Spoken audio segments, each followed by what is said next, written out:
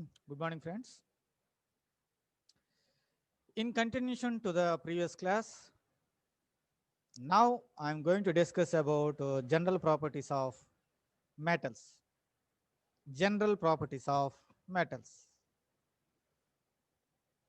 So I'm giving some of the properties of metals. Among all properties, the first property is metals are extremely hard. Metals are extremely hard. So we know very well that all metals, almost all metals, when they are in metallic form, they are extremely hard. That means very strong. That means very strong to break. Very strong to break. So the second property is the melting points and boiling points of metals are very high. Melting points, I mean MP, boiling points, I mean BP, of metals are very high. So whenever metal is very strong or material is very strong, their MPs and BPs are very high. That means to melt the material, we have to give more heat energy to the hard substance. In the same way, to boil the metal, we have to use more heat energy. That is what I am telling. The MPs and BPs of metals are very high. Third property is metals are good conductors of heat and electricity. Metals are good conductors of heat and electricity. Conductivity or conductor. What does it mean? Conductor means which can carry. Conductor means which can carry either heat or electricity. Whenever heat or electricity conducted by the material, then we say it is conductor. Then we say it is conductor. And the phenomenon is called conductivity. So metals are good conductors of heat and electricity, which means which can carry heat and electricity from one place to another place without movement of matter or particles. Without movement of particles or matter. Fourth property is metals are malleable and ductile. Metals are malleable and ductile. Malleable and ductile means we can mold it into wires and as well as sheets. We can mold it into wires and sheets. I mean metal sheets. So that is what I am telling. Metals are malleable and ductile. Fifth property is most of all metals exhibit variable oxidation states. Most of all metals exhibit variable oxidation states. Variable oxidation states in the sense it can exhibit two or more than two oxidation states. Okay, so most of all metals exhibits variable oxidation states. Here I'm talking about D block metals. Here I am talking about D block metals. So most of all metals exhibit variable oxidation states. Sixth property is due to the presence of incompletely d orbitals, most of their compounds are paramagnetic. Most of their compounds are paramagnetic, which means whenever d block metals containing incompletely filled d orbitals, their compounds are paramagnetic.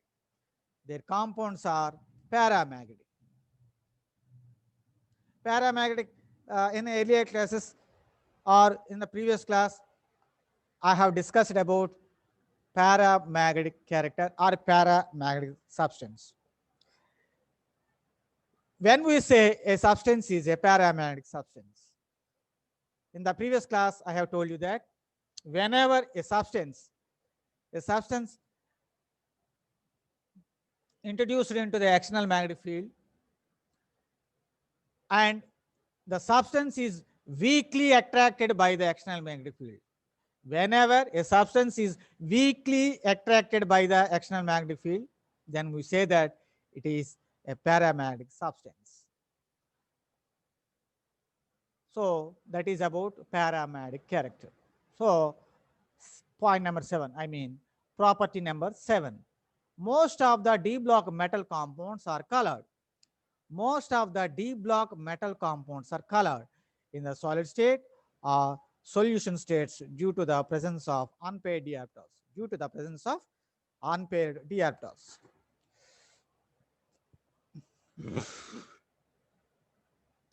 So d block metal compounds are colored. That means which are color to the naked eye in solid form or in solution form due to the presence of unpaired d orbitals. So in the previous class, we discussed about the color of or nature of color of the compound. So whenever a compound containing unpaired electrons or whenever a compound containing unpaired electrons in the metal, then that compound definitely exhibit color. That and all discussed. So again, no need to discuss here. Property number 8. Many d block metals and their compounds show catalytic properties. Many d block metals and their compounds show catalytic properties. Catalytic property means what? Catalytic property means, see, some reactions are very slow at room conditions. Some reactions are very slow at room conditions. But nowadays people want anything in a speedy way. That means we have to get product from the reaction at a very speed. That and all we need. So to speed up the reaction, we have to add a foreign substance to the reaction mixer to get product in high yield. So many d block metals and their compounds show catalytic properties, which means many d block metals we are using as a catalyst to speed up the reaction and to get the product in high yield. Property number 9. The cations of d block metals have great tendency. The cations of d block metals have great tendency to form complexes with ligands. The cations of d block metals have great tendency to form complexes with ligands. Ligand means in intermediate second year, this word we heard there, ligand. Ligand means, which means maybe either it is an atom or ion or group of ion or group of atoms. It doesn't matter. It can donate lone pair of electrons to the central metal ion in complexes. Then we say that it is a ligand. Again, I am telling what is ligand. A ligand may be an atom or an ion or group of ions or group of atoms which acts as a single entity, which acts as a single entity and giving or donating lone pair of electrons to the central metal ion in the complex. That is called ligand. That is called ligand. Property number 10. Metals have alloy forming tendency. Metals have alloy forming tendency. See, all metals have all metals have great tendency in forming alloys. Alloy means mixture of metals. Alloy means mixture of metals. So all metals have great tendency to form alloy. The best example for alloy is steel. We know very well the word steel, which is used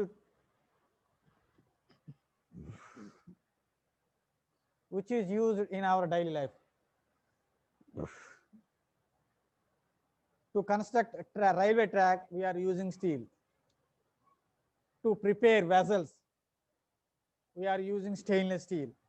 So all these materials made of mixture of metals are nothing but alloys. So all metals have alloy forming tendency.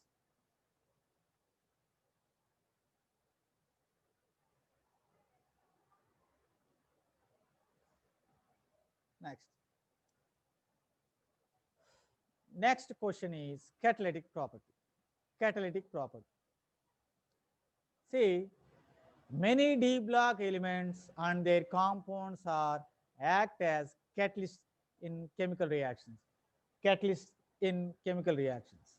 This property may be either due to their variable valency enables them to form unstable intermediate compounds or due to providing a suitable reaction surface. Again, I'm repeating the sentence. Catalytic property. Catalytic property. Just now I have told you what is catalytic property. So here that is main topic. Again, I'm discussing about catalytic property. Many d block elements and their compounds, d block elements and their compounds act as catalysts in chemical reactions. This property may be, that means catalytic property may be either due to their variable valency. Variable valency means, just now I told you, it will exhibit two or more than two oxygen states. It will exhibit two or more than two oxygen states. That is variable valency. Enables them to form unstable intermediate compounds are due to providing suitable reaction surfaces.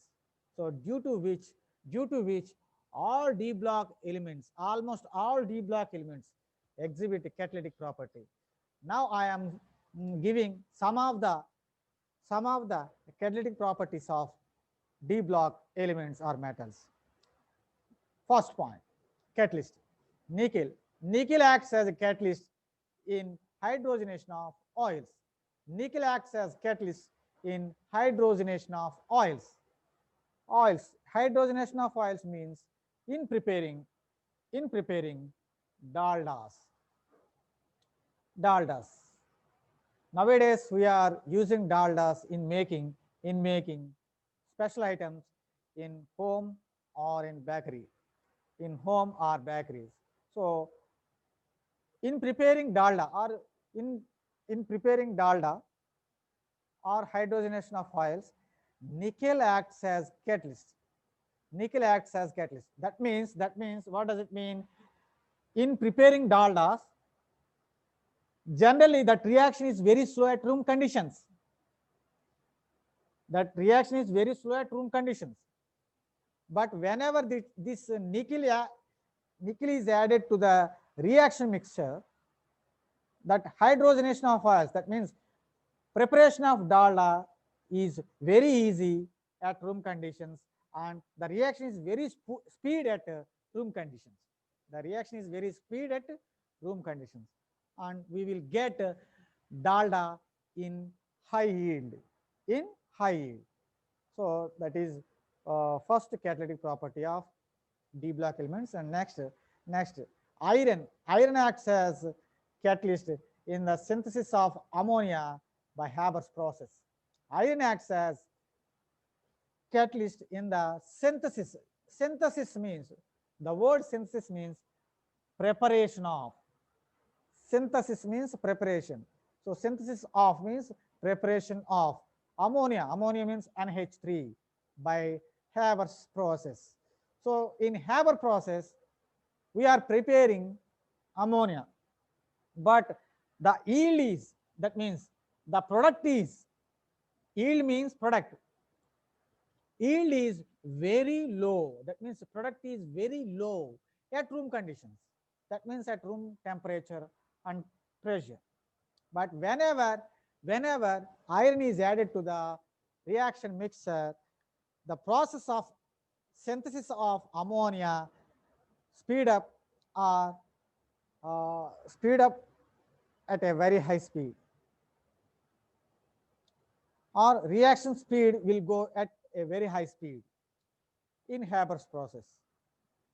When iron acts as catalyst or iron used in the reaction mixer, and the product of ammonia is very high at room conditions. In the same way, I am dealing with another D block metal, that is platinum. Platinum. Platinum acts as catalyst in the synthesis of nitric acid. Nitric acid means HNO3 by Ostwald process. By Ostwald process. So in the preparation of in the preparation of nitric acid by Ostwald process, platinum, PT, platinum is generally used as a catalyst. In the same way, preparation of sulfuric acid, synthesis of sulfuric acid by contact process, contact, which is a scientist name, by contact, synthesis of sulfuric acid by contact process. So we know very well that sulfuric acid is king of all acids or king of chemicals. King of chemicals. Why? Why we are calling it sulfuric acid is king of chemicals? Means generally almost all reactions, we are using sulfuric acid. In almost all reactions, we are using sulfuric acid. So that is why, or that is the reason why sulfuric acid is king of chemicals. So in preparing or in the synthesis of sulfuric acid by contact process, vanadium pentoxide acts as catalyst. Vanadium pentoxide acts as catalyst. Next, another topic, complex formation. Complex formation. Complex formation means, so now we deal with complex formation. D block metal ions having a great tendency to form complexes due to its small size, high charge, and vacant d orbitals. Again, I am repeating the sentence. D block metal ions having a great tendency to form complexes due to its small size, high charge, and vacant d orbitals. So complex formation means generally a compound is formed by mutual sharing of electrons or by transfer of electrons from one atom to another atom. If you take sodium chloride compound, in this compound, the compound is formed by or formed between sodium metal and chlorine or chlorine gas.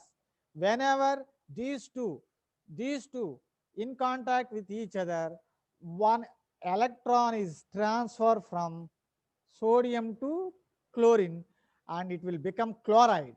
So as a result, a new compound or a new material is formed, that is sodium chloride, that is sodium chloride, which has two ions, sodium and chloride. Sodium ion,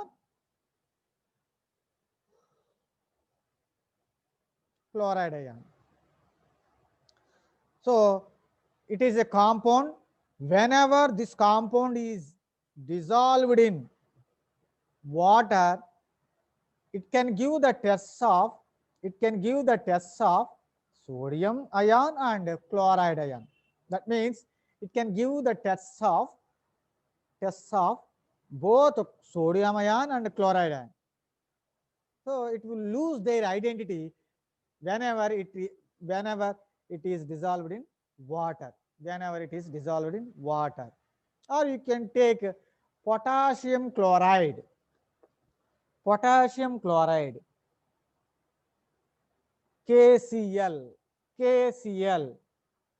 So it is also in the same way, just like sodium chloride. Whenever potassium and chlorine gas in contact with each other at room conditions, so one electron is transferred from potassium to chlorine and it will become chloride. So as a result, potassium chloride is formed. Whenever this potassium chloride is dissolved in water, it will give the tests of both potassium ion and chloride ion. That means it will lose their identity whenever this substance, that means potassium chloride or sodium chloride, dissolved in water. It will give the tests of both potassium and chloride, sodium and chloride. That means it will lose their identity. Whenever lose their identity, it will give the test of both potassium chloride and sodium and chloride. But here in the complex case, it will not give the tests of all atoms or group of atoms and ions. That is the specialty of this compound. That is the specialty of this compound. The reason is simple compound contains no coordination sphere and ionization sphere, but complex compound contains both coordination sphere and ionization sphere. Both coordination sphere and ionization sphere. How we can observe coordination sphere in the given compound? How we can observe coordination sphere in the given sample or given compound? A simple logic. What is that? By looking it, we can easily understand whenever that compound contains, or whenever a compound contains square bracket in the compound, definitely that a square bracket is called coordination sphere. Whenever coordination sphere is present in the compound or complex compound, automatically that compound contains ionization sphere also. Automatically that compound contains ionization sphere. So the bonds involved in the formation of complexes are coordinate bonds. So complexes are called coordinate compounds. So complexes are called coordinate compounds. That means whenever a complex is formed, definitely that complex contains coordinate bonds in it. So complexes are called coordinate compounds. In complexes, the groups which donates the electron pairs are called ligands.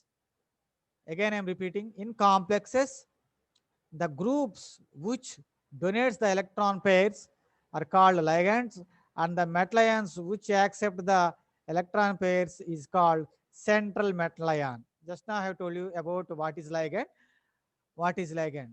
So a ligand is an atom or an ion or group of atoms or group of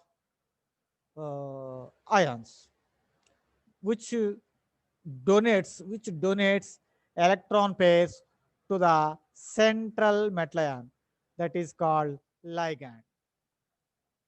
The central metal ion and the ligands are electron pairs is called so the central metal ion and the ligands are represented by square bracket, represented by a square bracket, and other ions are represented outside the bracket. Other ions are represented outside the bracket. The square bracket part is complex ion and involves as a single unit in chemical reaction. That means if you take this reaction or this compound K3FeCN6, the name of this compound is potassium ferricyanide. Potassium ferricyanide.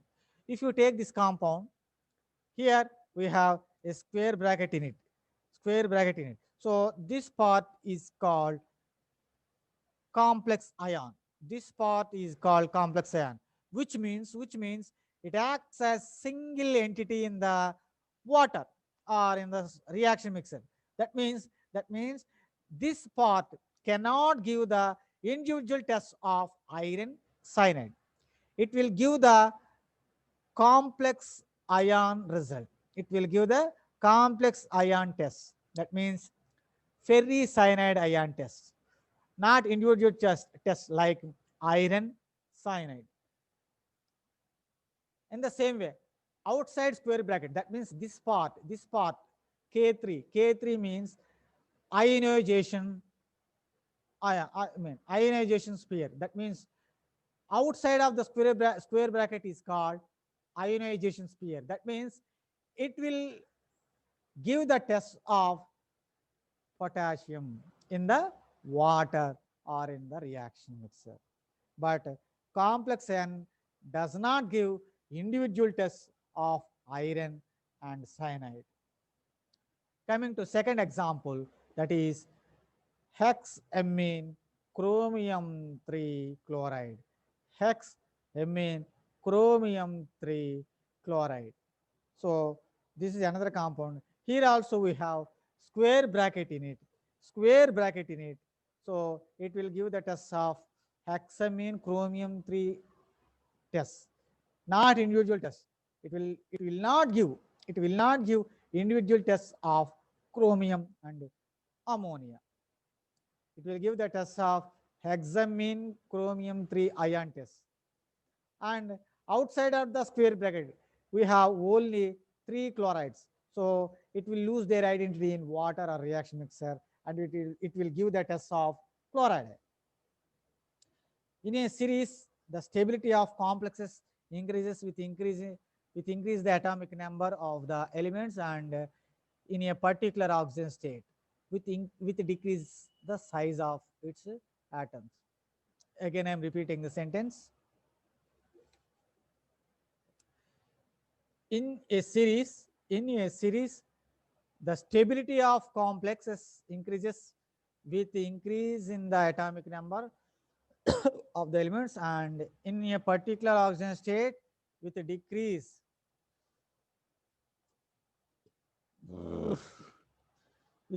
the size of its atoms.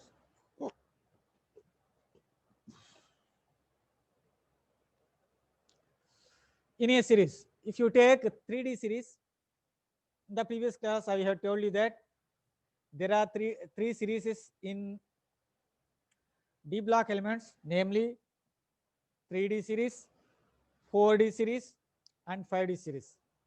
So in a series, the stability of complexes increases with increased atomic number of elements, and in a particular oxygen state with decrease the size of its atoms.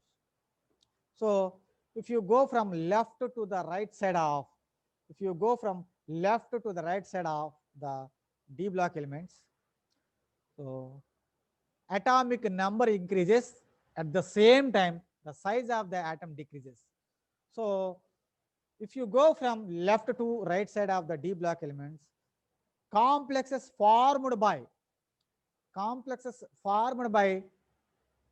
right side of the D block elements are rather stability or rather stable than left side of the D block elements. So the reason is right side of the atoms in the D block elements have large atomic number, or high atomic number, and the size of the atom is decreases. If you take left side of the atoms, atomic number is low, size is high. So to form a complex, favorable conditions are large atomic number, less size. That is the favorable condition to form a complex compound.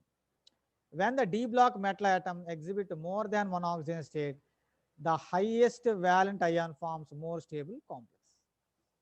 When the D block metal atom exhibit more than one oxygen state, the highest valent ion forms more stable complexes. Again, I am repeating. When the D block metal atom exhibit more than one oxygen state, the highest valent ion forms more stable complexes. The meaning of this sentence is, if you take manganese,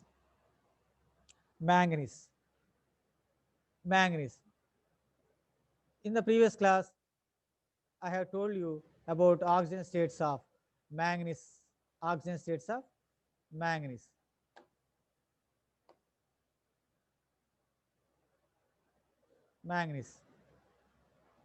Okay, manganese will exhibit +2, +2, +3,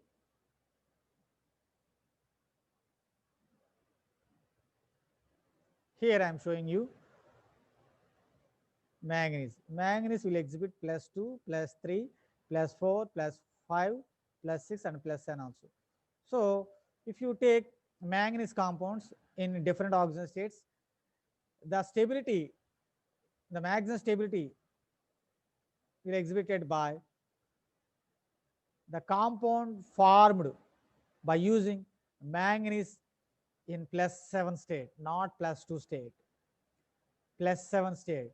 The best example is